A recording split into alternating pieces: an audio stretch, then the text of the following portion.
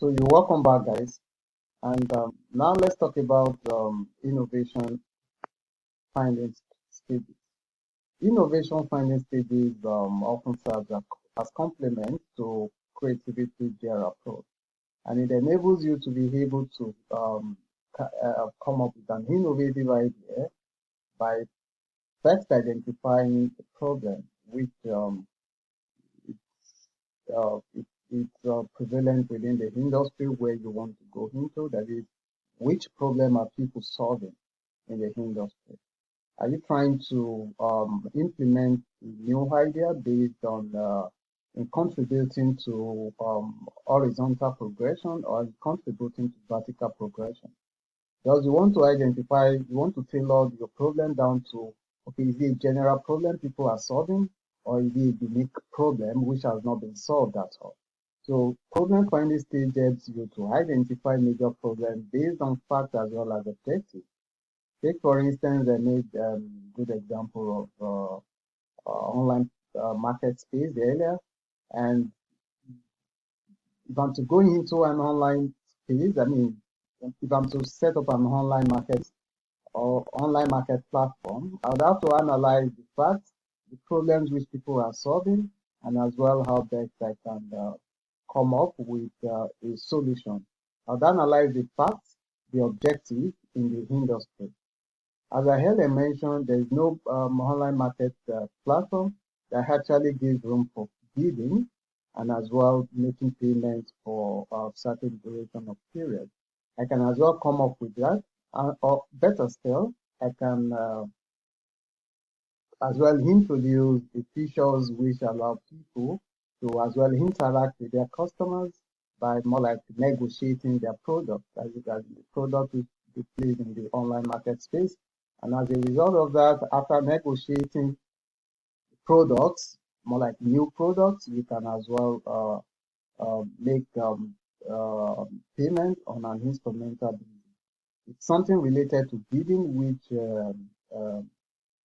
eBay does. eBay actually allows bidding for products of more like fairly used products.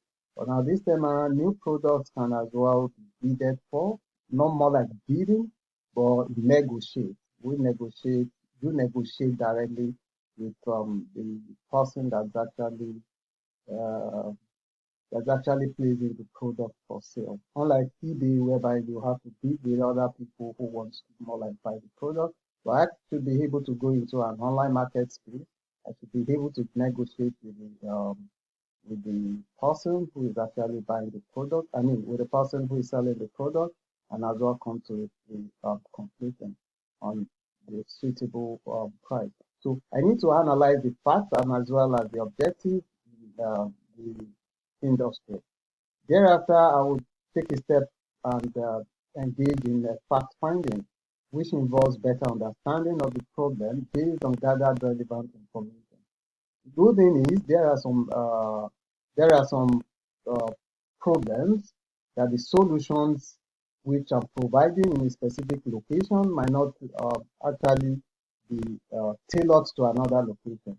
So I want to ensure that the problem or the fact I actually have at my disposal is something I can provide solutions to. Or the solution I'm going to provide to those facts must be tailored down to the location in which I find myself. And this involves better understanding of problem based on gathered relevant information, which I earlier mentioned. And aside that, we have the objective finding. As soon as you've done your fact finding, you take a step further to engage in objective finding, which involves divergent thinking to identify list of problems based on priority. So as soon as you're able to come up with those problems, facts, then you'll be able to narrow your facts down to objective finding. Then you'll be able to see which of these problems can the customers still do without? Which of them can they not do without? Which of them do you think would provide easy solution within the market space? And which of them do you think wouldn't be solving or wouldn't be solving problems at the moment? So you want to carry out an objective finding. As soon as you are done with your objective finding, then you go a step further and engage in idea finding. This involves searching for potential solutions to a problem. And as you know, sometimes when there are problems, there could be multiple scenarios through which a solution can be provided. So you want to identify the various means by which any loopholes within an industry or any problem within an industry or any secret can be solved. As soon as you take yourself through the idea finding stage, which involves searching for potential solutions to problems, you go straight to the solution finding.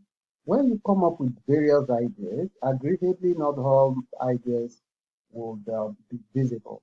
So you want to identify which of the ideas will be visible. That is, which of the ideas will be able to penetrate into the market, which of the ideas will be able to solve problems for the populace, or which of the ideas will be able to simplify solutions to your customers. So this involves checking implementable ideas for feasibility. And as soon as you're able to do that, you're good to go. Now you go to the acceptance finding stage, which involves checking the obstacles. That is, you want to analyze the obstacles along your path towards implementing your project or implementing your idea. Then you want to as well have an implementation plan developed, and thereafter you want to design an action towards ensuring that your project is executed. Now, with this, you've been able to take through your idea. You've been able to go through the 6 innovative finding stage to come up with innovative idea. So by the time by the time I arrive at solution finding stage, I should have been able to come up with an online market space uniquely designed to penetrate into existing market. And as such, I just go straight to the acceptance finding stage to list obstacles that could be along the path of the implementation and as well design the action plan. I hope this is, I hope you got the point in details, and so now we move on to the next stage of the tutorial, which has to do with the innovative control procedure. I mean, the innovative solution procedure.